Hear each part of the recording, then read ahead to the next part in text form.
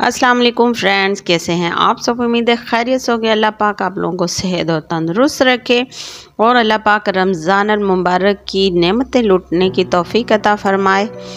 तो सबसे पहले आप मेरे चैनल को सब्सक्राइब कर लें और बेल आइकन पर क्लिक कर लें ताकि आने वाली न्यू वीडियो का नोटिफिकेशन आपको मिल सके।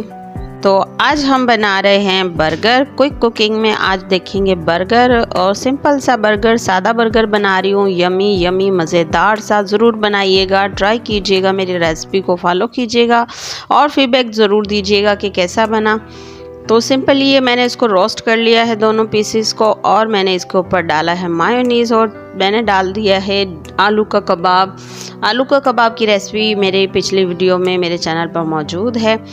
तो ये मैंने आलू का कबाब के ऊपर मैंने लगा दिया रायता, जो कि मैंने बनाया था दही और ग्रीन मसाले के साथ।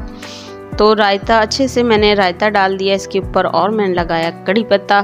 सिंपल सी रेसिपी है, ज़रूर ट्राई कीजिएगा, बहुत ही यम्मी बनेगा और यूनिक सा है, बहुत ही ज़बरदस्त, आप ज़रूर बनाइएगा। और जो है ये मैंने डाल दी है बंद गोभी मायोनीज़ के साथ जो मैंने मिक्स करके रखी थी। आप इसमें से कोई चीज़ भी स्किप कर सकते हैं, कोई इशू नहीं है, फिर भी मज़े का बनेगा। ये डाल दिए है मैंने खीरा और प्याज और डालूंगी टमाटर और केचप, मज़ेदार सा। तो जी ये मैंने डाला इसके ऊपर टमाटो केचप। तो जी ये रख दिया मैंने इसका दूसरा पीस। इसको थोड़ा सा प्रेस करेंगे और ये देखें, थोड़ी देर आप इसको रेस्ट दें और फिर इसको एंजॉय करें। बहुत ही मज़ेदार सा बनता है, ज़रूर बनाइएगा और मुझे फीडबैक दीजिएगा। और थैंक यू सो मच, आप लोग के बहुत ज़बरदस्त फीडबैक मुझे मिल रहे हैं और आप लोगों की सपोर्ट की बहुत ज़रूरत है मुझे, प्लीज़।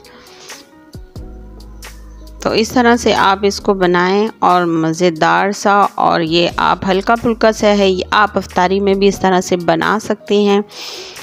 इसमें कोई ऐसी स्पाइसी चीज़ नहीं है, कोई ऐसी चीज़ नहीं है जो भारीपन हो जाए इफ्तार के बाद। आप इसको इजीली आप इसको खा सकते हैं, हल्का फुल्का है। और मुझे रखिएगा दुआओं में याद। फिर हाजिर होगी एक नई वीडियो के साथ। अल्लाह हाफ़िज़।